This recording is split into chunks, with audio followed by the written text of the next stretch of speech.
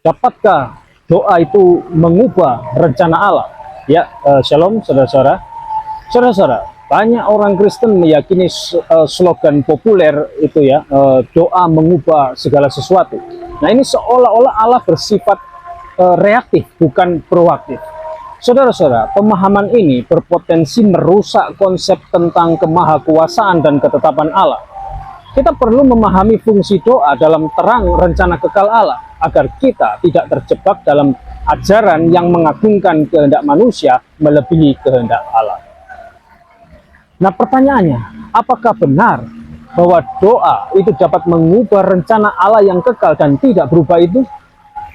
Nah, hari ini saya akan mengajak kita semua belajar 4 hal penting kaitannya dengan rencana Allah, supaya kita itu semakin dibekali dalam pemahaman kita, khususnya di dalam hal ini. Apa saja? Yang pertama, rencana Allah tidak dapat diubah. Nah, saudara-saudara, Allah adalah Allah yang maha tahu, maha kuasa, dan tidak berubah. Apa yang Dia rencanakan sejak kekekalan itu tidak bergantung pada manusia. Coba lihat Yesaya 14 ayat 27, dikatakan di sana apa? Tuhan semesta alam telah merancang, siapakah yang dapat menggagalkannya? Tangannya telah teracung, siapakah yang dapat membuatnya ditarik kembali? Kemudian lagi di dalam Mazmur 115 ayat yang ketiga, dikatakan di sana apa? Allah kita di sorga, Dia melakukan apa yang dikehendakinya. Kemudian lagi Yesaya 46 ayat 9 sampai 10, dikatakan di sana apa? Ingatlah hal-hal yang dahulu dari sejak purbakala, bahwasanya akulah Allah dan tidak ada yang lain. Akulah Allah dan tidak ada yang seperti aku, yang memberitahukan dari mulanya hal yang kemudian, dan dari zaman purbakala apa yang belum terlaksana, yang berkata keputusanku akan sampai, dan segala kehendakku akan kulaksanakan. Saudara-saudara, John Calvin menulis begini, Allah tidak hanya melihat masa depan, Dia menentukannya. Itu kata Calvin.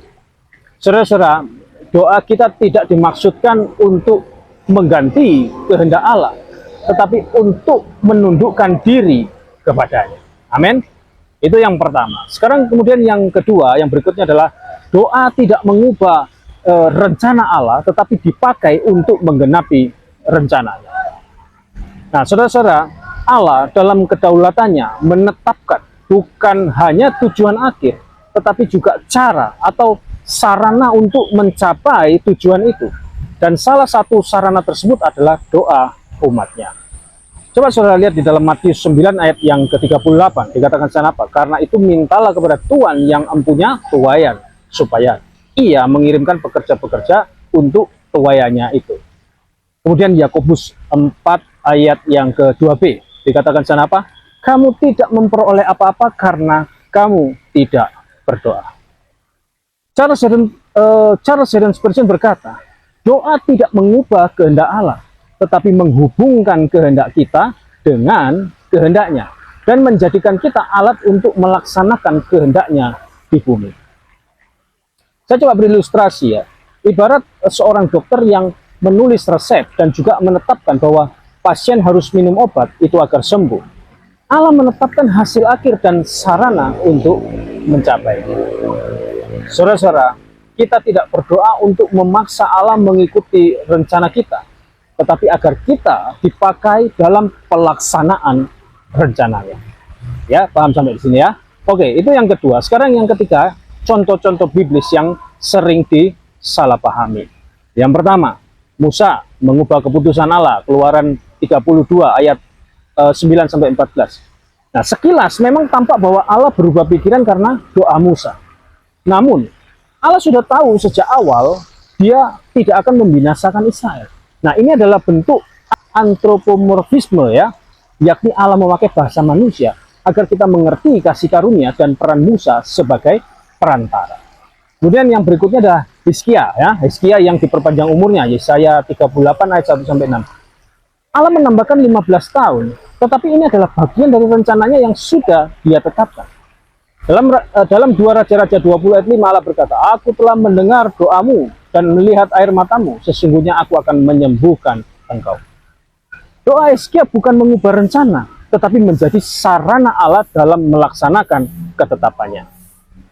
Saudara-saudara, kita harus menafsirkan ayat-ayat ini dalam terang seluruh kitab suci, bukan mengisolasinya. Amin.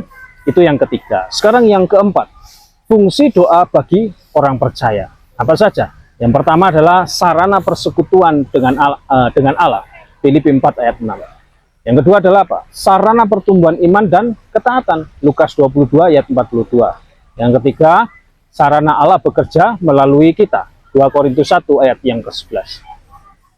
Nah, saudara-saudara, doa bukan alat untuk mengendalikan Allah, tetapi saluran kita dibentuk oleh kehendaknya. Nah, ini saya coba kutip kata-kata dari John Piper ya. John Piper bilang begini, doa bukanlah walkie-talkie untuk memanggil Allah menuruti agenda kita, tetapi radio komunikasi yang menyelaraskan kita dengan misi surgawinya.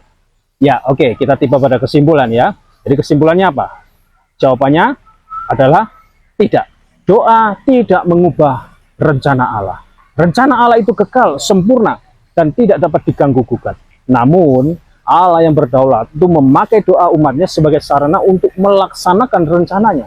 Nah, dengan demikian, kita tidak menjadi pengubah rencana, tetapi bagian dari pelaksanaan rencana itu. Saudara-saudara, berdoalah dengan rendah hati, bukan untuk mengubah Allah, tetapi agar kita diubah olehnya. Berdoalah dengan iman, karena Allah sungguh memakai doa sebagai alatnya untuk bertindak sesuai rencananya. Amin. Oke, baik, itu sekian penjelasan dari saya. Kiranya dapat dipahami, memberi pencerahan, menambah pengetahuan, dan memberkati kita semua. Jika ada pertanyaan lain yang ingin ditanyakan, silakan tulis di kolom komentar. Soli Deo Gloria. Tuhan Yesus memberkati. Shalom.